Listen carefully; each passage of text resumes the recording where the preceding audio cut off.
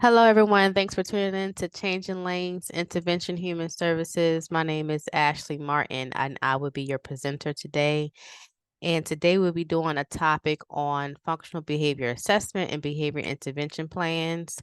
Definitely feel free to reach out to me one-on-one if you're needing more direction and information on how to complete.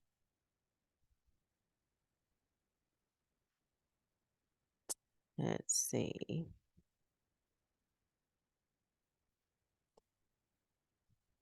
So as you know, applied behavior analysis uh, when it comes to school services can be for general as well as SPED classroom settings.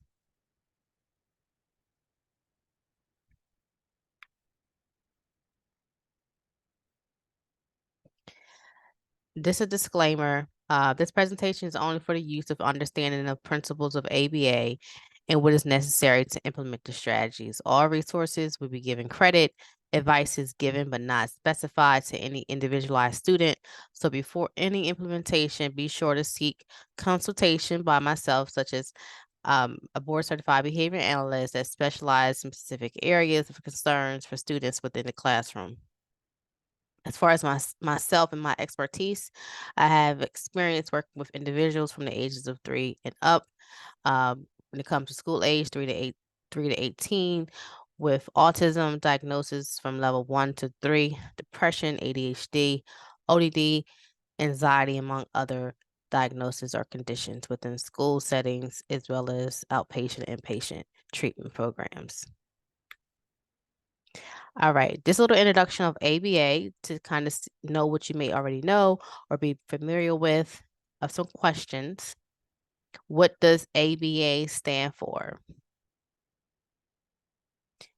A, accepting behavior association. B, applied behavior analysis. C, analog basic analysis. Or D, none above. Maybe you just want to jot the answer down on a piece of paper or just remember it. Number 2, can ABA be used within any classroom setting? A, yes, and B, no. And lastly, number 3, is ABA only used for people with autism? A, yes, and B, no. All right, go ahead and jot down your answers and let's compare. So if you selected B for number 1, congrats. Yes for number 2, and no for number 3. What is applied behavior analysis? It's definitely hands-on, it's observable and measurable when it comes to helping with the intervention. As long as we're able to do all 3, then we're able to assist. I do have a more detailed definition or introduction when it comes to this. And if you would like that video, feel free to reach out to me and I'll be sure to send that over to you as well. But basically hands-on, meaning that we can actually physically do it, observable, something that not just myself would see, but when someone else is there, they would see. So if that child's tantrums is falling to the floor and kicking, when they go to the next teacher and they're falling to the floor and kicking, that could also be recognized as that tantrum behavior. Because what we know is not all behaviors are the same or characterized. So that's why it has to be individualized. When it comes to measurable, we have to be able to measure it to determine if it's working or if it may need help or for its improvement. So whether it's data collection on percentages, duration, frequency, rate, whatever the case may be, whatever is more feasible for within the classroom setting, either case, we want to see a reduction in those behaviors that's interfering with their learning, and we want to see an improvement, especially for those behaviors that we want to see them excel in so that they can be more independent when it comes to their day-to-day life. So functional behavior assessment definitely has to be observational. You can collect indirect assessments such as interviews, so asking mothers, fathers, grandparents, reviewing medical records if it's necessary, reportings, other IEPs, data collection, as I mentioned. And then with this information, we're able to then come up with a plan for interventions with the use of maybe token systems, visual boards, breaks, timers, scheduling, and even behavior charting. So just a little bit about token boards. It's basically a visual system where the child is introduced and know that, hey, if you're giving this token, that this means that I'm either attending or doing what I need to do to work towards something delayed. And definitely using those moments where it's necessary. So if you're noticing more instruction is needed during group, or if you're noticing more instructions needed during the morning shift, or not, sorry, morning time or afternoon schedule, we definitely want to be consistent when we use it. So consistency is definitely the key. Those visual boards, such as the first and then, a lot of times having that individualized schedule is definitely helpful in helping that child become self-sufficient and self-managed with their own day-to-day schedule. So what are some issues you are having within your classroom? Some unappreciativeness, oppositional behavior, under socialized, being angry, spiteful, destruction of property, elopement, truancy, lack of participation. The list can probably go on and on and on and on, right? What are some of these issues that you're having?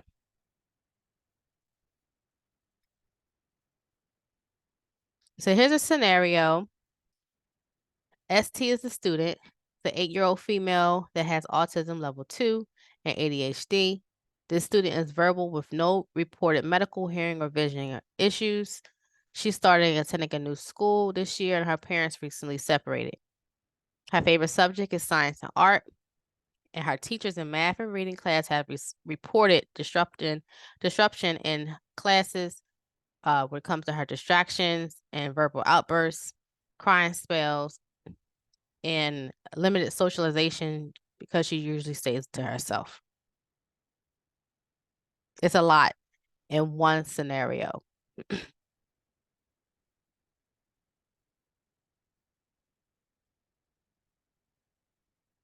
So how could you prepare for this student?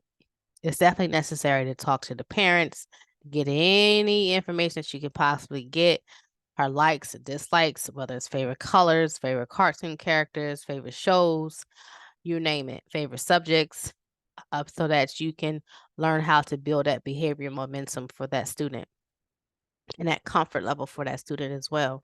Make sure you have that area designated for some personal time, maybe some calming activities as such. How do you identify reinforcers? So those things that are reinforcing to me may not be reinforcing to you. So understanding what reinforces your student is definitely important, whether, like I said, what their likes or dislikes are. So you can try to incorporate that within your classroom setting. So imagine if you had a student that liked Mickey Mouse and you knew that, and every time you notice that they like Mickey Mouse, that student ends up paying attention. So maybe the student gets up out of the seat a lot. So you may want to get some Mickey Mouse images and just place them on their seat, or on their desk, or so that maybe you can redirect and say, go sit in your Mickey Mouse seat, or go sit on Mickey Mouse, or something of that nature. Hopefully this will get a tendency to be reinforced to go sit down, and with time you can definitely fade that out. When it comes to preference assessment, as I mentioned before, it can definitely just be an open discussion when it comes to their foods, the breakfast, snacks, drinks, water, milk, chocolate, strawberry, technology, if they like tablets, don't like tablets, or if they do, what kind of apps do they use or are familiar with what games they like and people they like as well. This stuff can definitely be helpful within the classroom setting. All right, a little bit more about reinforcements. We all know as far as the positive and negative reinforcement, but here's a scenario. So remembering that positive reinforcement, something is added or given and the behavior increases in the future. So which is correct? A, B, or C? In A, the teacher gives the student immediate verbal praise for answering correctly. The student continues to participate in the future in order to receive the praise. B, teacher reprimands students for talking with peer during testing. Student doesn't talk anymore during testing in the future. C, both.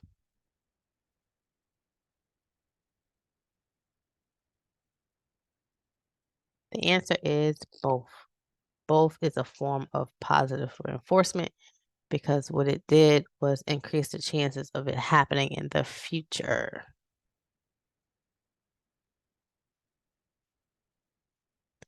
Identifying the functions of behavior, we have sensory, tends to be automatic, attention-seeking behavior, wanting to get that attention, maybe when it's not given to them, escaping or eloping when things of none preferred is presented and they wanted to do something else or be somewhere else. Tangible when something that is wanted or desired is not giving, and then they may engage in certain behaviors.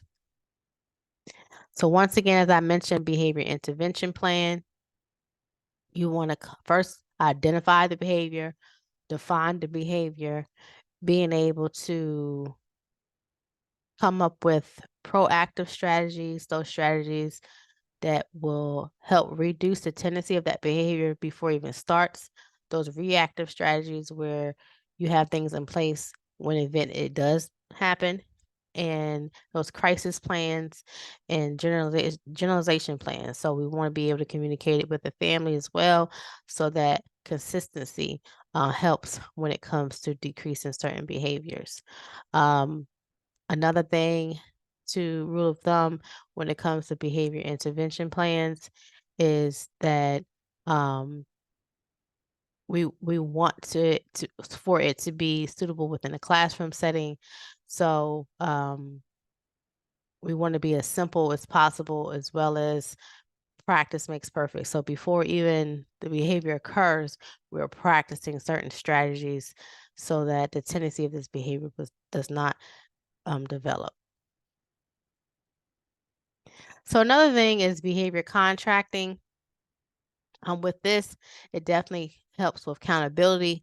So say for instance, you have a student that does not turn in homework.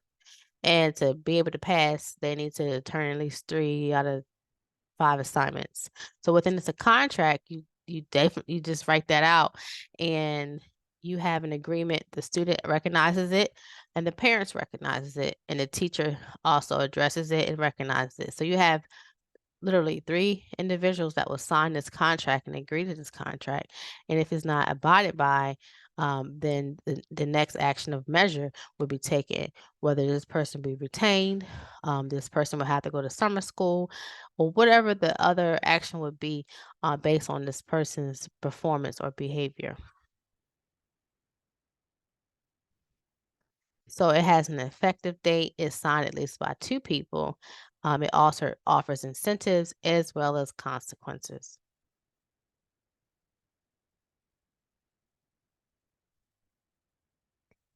All right, so any further questions, you can definitely reach out to me at Changing Lanes Interventions at gmail.com or 770-580-4116.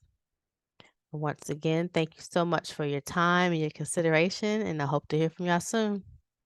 Bye.